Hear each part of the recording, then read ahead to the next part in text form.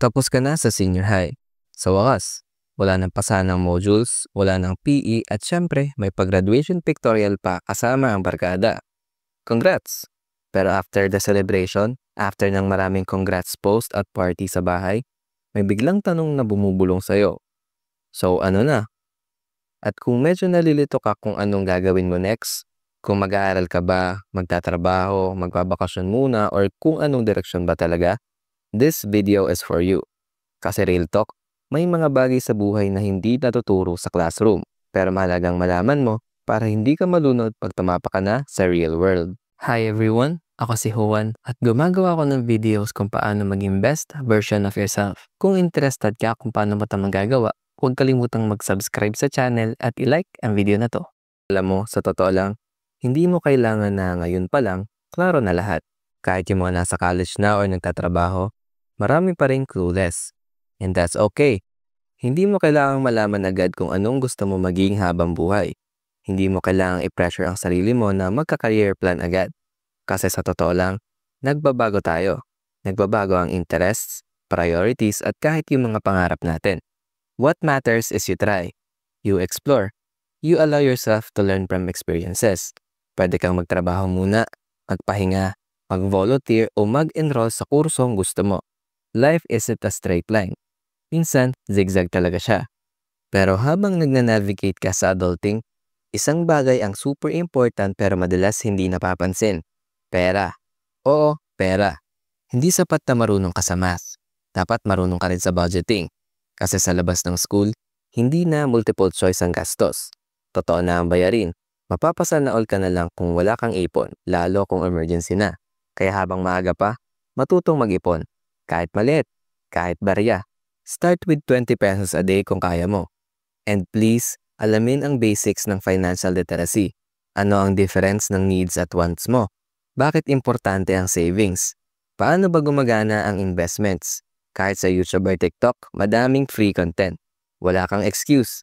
Kasi kung hindi mo alamin, baka matuto ka sa masakit na paraan. Hi guys, Juan here, Mid Editing. Gusto ko lang sabihin na huwag niyo kalimutang mag-subscribe sa channel at i-click ang notification bell para sa tuloy-tuloy na magagandang content. Let's go!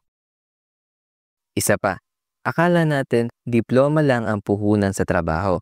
Pero alam mo, sa panahon ngayon, mas tinitignan na kung anong kaya mong gawin kaysa sa kung anong course ang natapos mo. Yes, may edge pa rin ang college degree, pero kung marunong kang magsalita ng maayos, mag-communicate, mag-present or mag-edit ng video, malaking plus na yon. Lalo na kung may skills ka sa Canva, Excel, programming o writing. May kilala akong hindi graduate sa college pero kumikita ng dollars online kasi ang galing niya sa freelancing.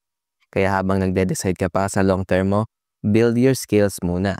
Mag-aral online, try side hustles kasi sa dulo, ang skills mo ang puhunan mo. Ngayon, let's talk about mindset. Kasi paglabas mo sa school, wala nang teachers ang magre-remind sa'yo kung anong gagawin. Wala nang magbibigay ng deadlines. Ikaw na mismo ang magiging boss ng buhay mo. At kung hindi ka magdedesisyon para sa sarili mo, ibang tao ang gagawa nun para sa'yo. Baka magtrabaho ka sa ayaw mo o sundin mo yung gusto ng iba, hindi yung gusto mo talaga. Kaya responsibilidad mo na ang future mo. Hindi mo na pwedeng isisi kay teacher, kay mama o sa sistema. Kung gusto mong magbago ang buhay mo, kailangan mong gumalaw. At habang gumagalaw ka, pansinin mo rin kung sino ang lagi mong kasama. Sino ba ang lagi mong kausap? Ano ba ang mga topic nyo? Puro chismis, ML, inom, or growth, goals at plano sa buhay? Alam mo ba, sabi nila, you are the average of the 5 people you spend the most time with. Kaya kung puro taong walang direksyon ang laging nasa paligid mo, malaki ang chance na mahila ka rin pababa kahit yaano ka pa kagaling o kasipag. Minsan mahirap aminin, lalo na kung matagal mo na silang kaibigan. Pero kailangan mong i-check, yung mga kasama ko ba tinutulungan akong maging better version ng sarili ko? O sila pa yung dahilan kung bakit ako stuck? Hindi mo kailangang patuloy na lahat ng connection. Hindi rin ibig sabihin na kailangan puro seryoso na lang palagi. Pero piliin mo kung saan may lalagay ang oras, enerhiya at tiwala mo.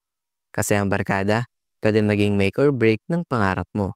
At kung sakaling sumubo ka ng isang bagay, trabaho, business or college, tapos hindi nag-workout, chill lang. Kasama yun sa proseso. Lahat ng matagumpay na tao nag-fail at one point. May version ng rejection. pero hindi sila tumigil. Anong sekreto? Try lang ng try. Hindi iyak lang ng iyak. Hindi tambay sa pete. Learn from it, then try again. Mas matalino, mas buo, mas handa. Ang success, hindi yan one big move. Madalas, yan yung maliliit na desisyon na ginagawa mo araw-araw. At ang pinakamahalagang resource mo, hindi pera, hindi koneksyon, hindi diploma. Oras. Oras ang pinaka-valuable. Kasi pera, pwede mong kitain ulit. Pero oras, once na lumipas na, wala na yan. Kaya bantayan mo saan mo ginagamit ang oras mo. Hindi masama magpahinga. Pero kung araw-araw kang 6 hours sa TikTok tapos wala kang progress sa goals mo, may kailangan kang baguhin. Learn to manage your time. Mag-set ka ng goal bawat linggo. Kahit simple lang. Halimbawa, ngayong linggo magtatapos ako ng isang free online course or mag-aaral ako kung paano gumawa ng resume. Baby steps. Basta tuloy-tuloy. Kung nagustuhan mo ang video na to, huwag kalimutang mag-subscribe sa channel at i-comment mo na rin ang topic na gusto mong pag-usapan natin next time. Bye!